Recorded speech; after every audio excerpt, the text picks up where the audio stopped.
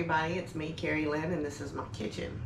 Today, at the request of one of my nieces, I am going to be making a roast that you do indoors all year round. So if you have snow, lots of rain, any kind of bad weather, or sometimes if it gets too hot outside, which is possible, you can make this brisket indoors. It comes out tender and you can smell it cooking all day, which is probably the most nerve-wracking situation. So I've got everything ready. Let me get adjusted and we'll get started. All right, so doing this brisket, I bought this brisket. It's already pre-cut, pre-trimmed. I'm not ashamed to say it. I don't like doing that all the time. Sometimes it's just a lot of hassle, and the guys at the market, they usually don't mind doing it. So I bought this brisket, and it's a pretty good sized brisket. The recipe that gave me the idea to do this actually calls for a smaller portion, but we're gonna do it a little bit differently so that you can do this on any size that you can find, because when you go to the store, you can't always find an exact size brisket, roast, piece of meat, you know. It's the same old story, and then sometimes when you're new to cooking, you're a little bit confused on what to do seasoning wise. So today we're not going to use that many ingredients, and it's going to sound like a lot of salt, but it's not going to be. This is a thick brisket despite it's trimmed. It's nice and wiggly. I'm not quite sure. That was a little bit of an accident, but we'll deal with that. It's a nice wiggly brisket. When you buy a brisket, you don't want it to be real stiff. You want it to be kind of, hey mom, look, I'm playing in my food. So you want your briskets to be a little bit wiggly. You don't want them to be all hard and tacky. So today we're going to be putting on garlic salt, celery salt, and this is good stuff too, I'm a little addicted, and onion salt, or onion powder. Actually, you can switch that one out if you like, and some, see that, hickory liquid smoke. Now for this recipe, you can use any type of liquid smoke that you like. It'll turn out different than mine, but good if you prefer mesquite or whatever they offer. Also, you can switch out any of these seasonings, but when you're cooking meat, and especially when you're slow cooking it, you want to have salt or tenderizer. I actually prefer to use the mixed tenderizer. I like just the plain tenderizers. That way I can just make mine however I want it, and it tastes different every time, because I don't always want the same exact brisket. So what we're gonna do is we're gonna turn this big boy over. I got my damn paper towel there because I don't like to touch my jars once I've handled meat. We're gonna turn this big boy over. And yeah, you want some fat on it. You don't want to have to completely add fat to this or anything. The natural fat on any meat makes it so much more flavorful. So first, I'm gonna get my celery salt.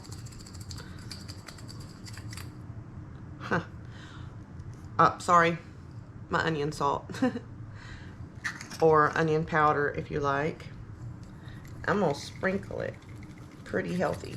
Shake, sprinkle, however it comes out of your jar. We're gonna get a healthy little shake on there.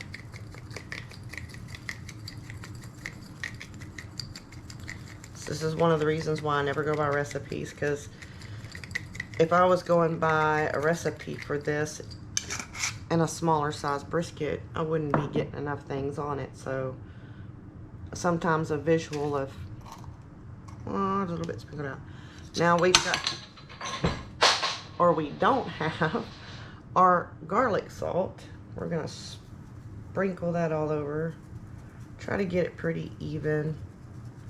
So when you're cooking at home, you're not in a hurry. Even if you are in a hurry, it's not worth sacrificing the food. Then we're going to get some celery salt. You don't have to put as much of this. Just give it a nice, good coat. If you prefer more of that taste, and it smells so good. I swear, you can sprinkle this stuff on and it just smells like you've already cooked something. Alright, so now we've sprinkled all that on, and let me see, can you see? Can you see? Yep, got all sprinkled on the bottom part. Now I'm going to get my liquid smoke. Okay, now there's 50 million ways of doing this, I'm sure, and I'm sure I'm exaggerating a little. But what I like to do with my liquid smoke, and I have a sink, I've got running water, so I like to pour it in my hand and kind of shake it around. I feel like and there's probably an easier way of doing this, but I can pretty much judge what I'm using in my hand.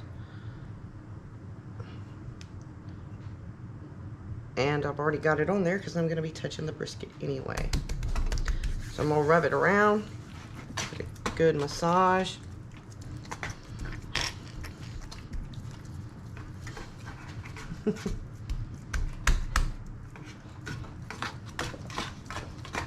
Got people at the house today, so there's random noises in my background. But I'm not complaining because my bathroom is finally getting done. Alright, I'm just giving it a massage, you know, like massage therapy here. I don't know if this is right. Like, I've never been to school for this or anything. But I feel like if there's any big hard knots in there, that's usually the spots that need more tenderizing. But you don't really have to beat it up or anything. You just massage it, loosen it up. Tense cow. Okay, so we're gonna start that whole process over again. And I put the lids on these. I'm not quite sure why.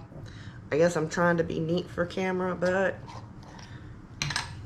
all right, so we're gonna start over with our onion powder.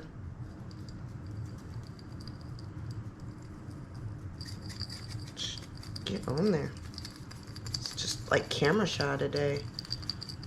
Of course, I am too. Like I said, I have people here today. My husband Simon we're gonna give that a little extra toss. How often do you get that opportunity? And my son's got his friends playing Scrabble on the back deck. We got our garlic salt and our onion salt. The best thing I think about using your hand to do this to your brisket is you can actually get all over the sides, the nooks and crannies. And here we are going to use the celery salt again. I like a little healthy amount. The first time I did this combination, I was real skeptical, but I was using a smaller brisket. I had family over. And I'm like, you know, there could be too much, but I don't think I achieved that just yet. Oh. I don't think I'm gonna need any more of that. We're gonna get ourselves in there. Here, look. See, you can always use the stuff out of your pan because you've got extra in there before adding any more.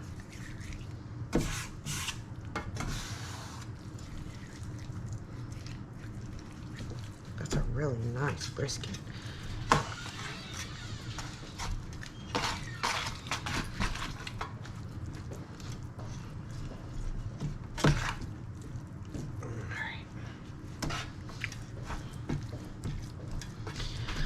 Alright, let's go wash our hands.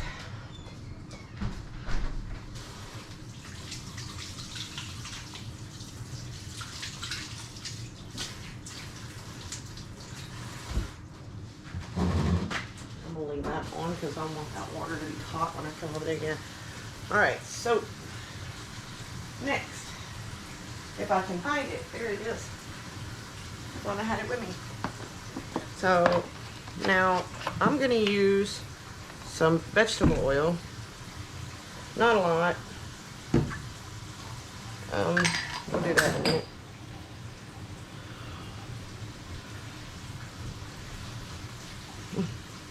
I'm going to lift up my brisket. I'm just going to put a small amount in here.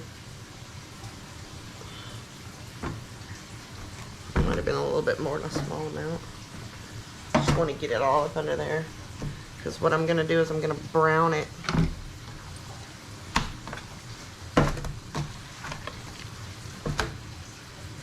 Okay, let me go wash my hands. I'm going to wash my hands.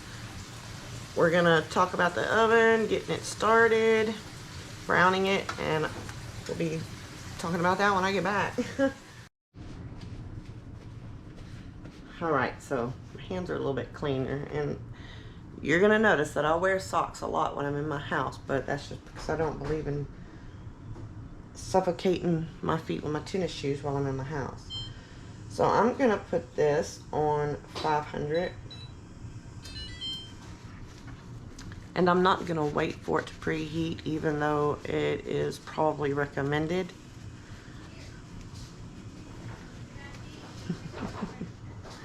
Just shut the door behind you, honey.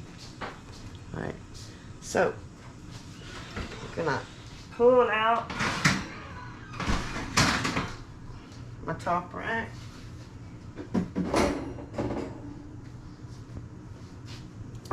And, oops, that's gonna talk ugly to me over there. I'll pull out my top rack and I'm gonna put this in the middle. And I'm gonna bake it or cook it at 500 until it starts to get brown, and then I'm gonna flip it. So once we get to the state where it's brown, and I'm gonna put my timer on to see how long that takes.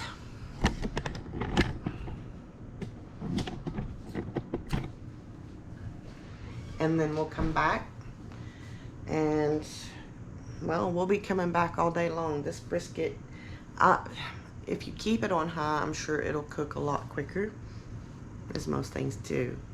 But to me, from the South, the longer you cook something, the better it is and the more tender it is.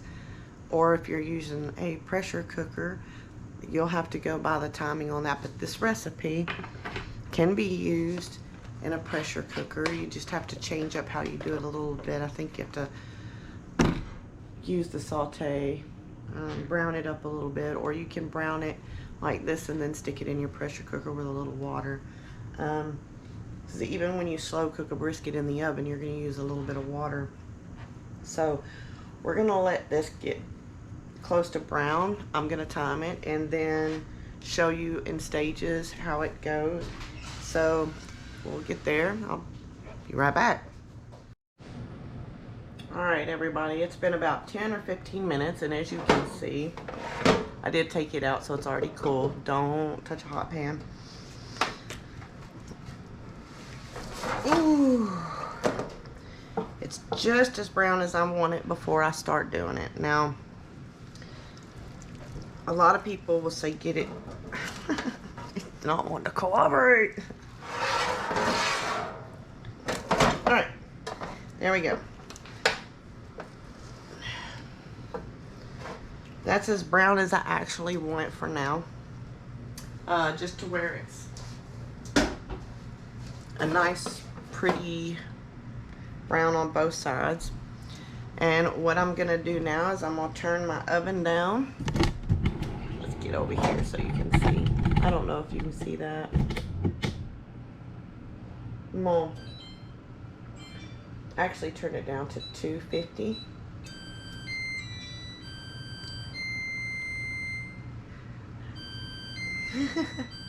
We'll let it have it say there for a minute. My washing machine does the same thing. Alright, so now that that's done talking, okay, we've got that set down to 250.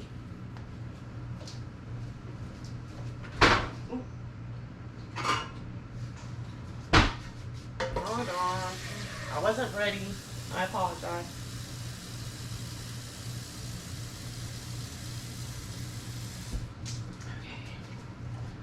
So I'm gonna get 2 cups of water, but I might not use it all.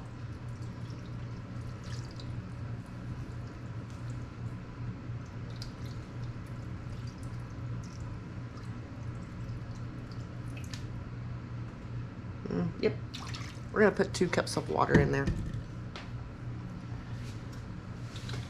Where did my...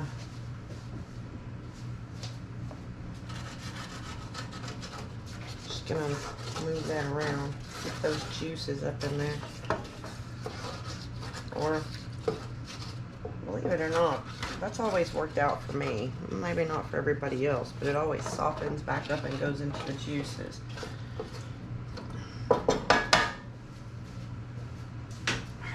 So now we're going to, we're going to pause because I can't get to my tinfoil. I'll be right back. So I was a little bit ill prepared, but mostly because, like I said, it's a house full of people today. Okay, so I've got my tinfoil, my heavy duty tinfoil.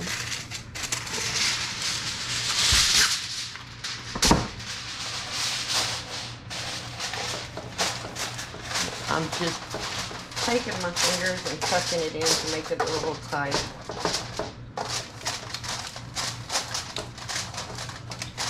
If you don't get the tinfoil on really well to seal it, it's just going to get rid of all your liquids. And the liquid, I apologize, the liquid that you put in there is going to blend with the liquid that's naturally fixing to come out of your brisket. Excuse me. So,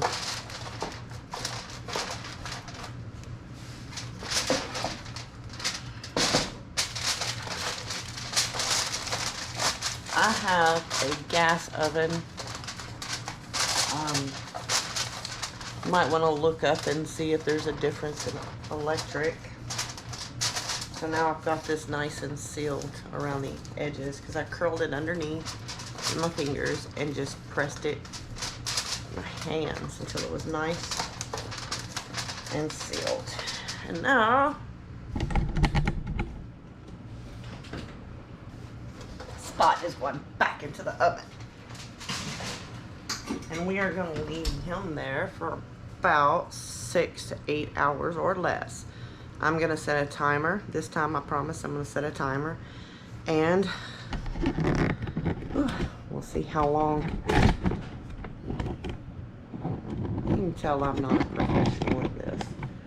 So I'm actually going to set a timer and we're going to see how long that takes us to cook. And then we're going to hopefully pull it apart and see how,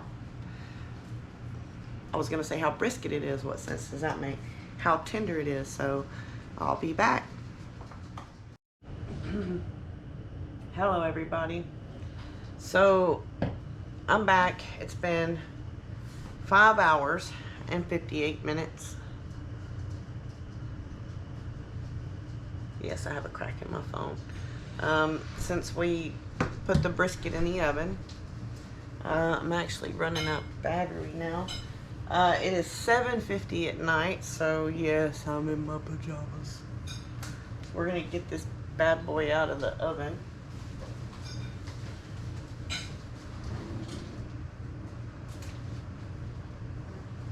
Where are you?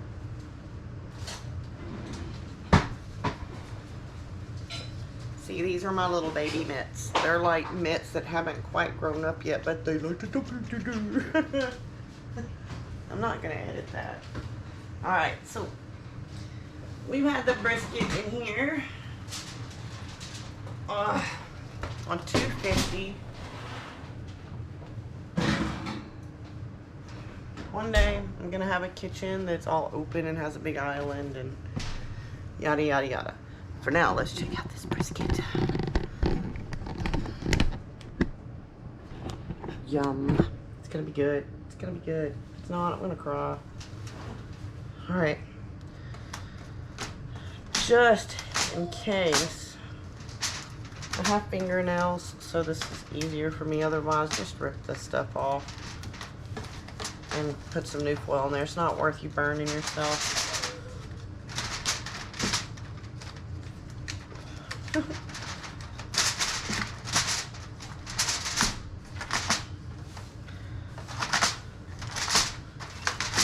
Alright, oh my gosh, the steam is coming out. I just did a video on dinner. We had chicken for dinner, and now I'm sitting here thinking, why didn't I just wait?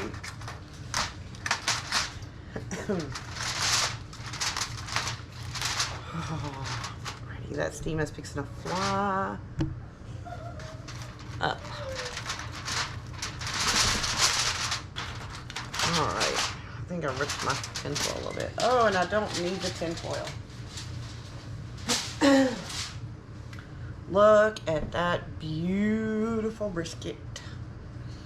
It's pretty. Put that whole thing in there. You see, it didn't shrink that bad. Of course, it didn't have a lot of fat on it. Usually, the shrinking is the fat. And I don't seem to have. Let's get a knife. Just get a little knife. Because I'm betting, yep, it just falls apart. Look at that. Look at that brisket. Just picked it right off. Didn't have to do anything. Beautiful, beautiful brisket. Oh, we're going to try it. Ooh.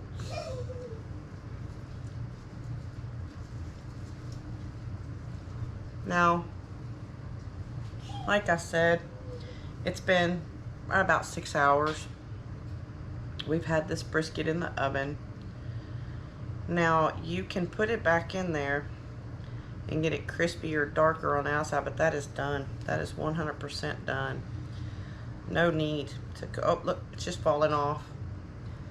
I don't know how well you can see that, but it's just literally falling apart.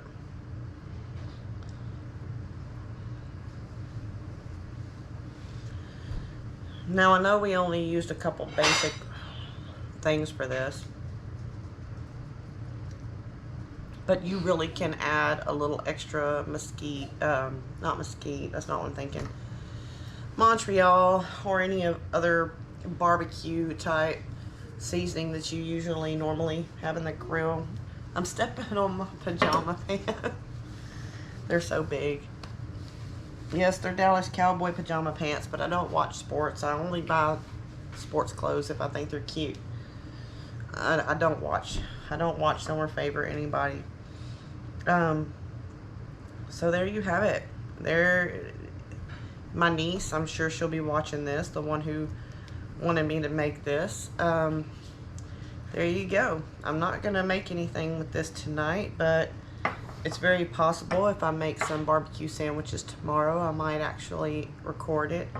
Let me get some.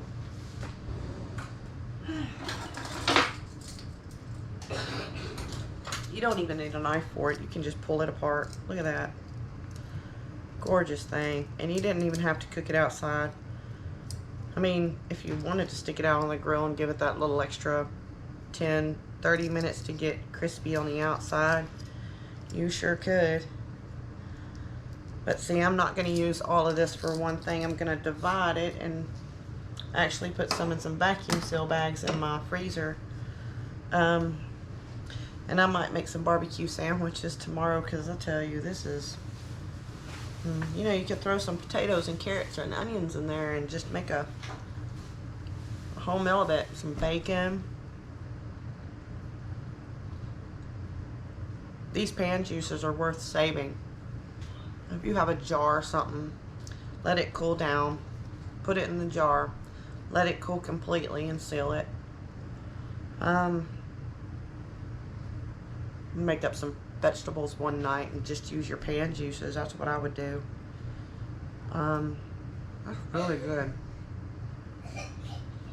Forgive me for eating while I talk.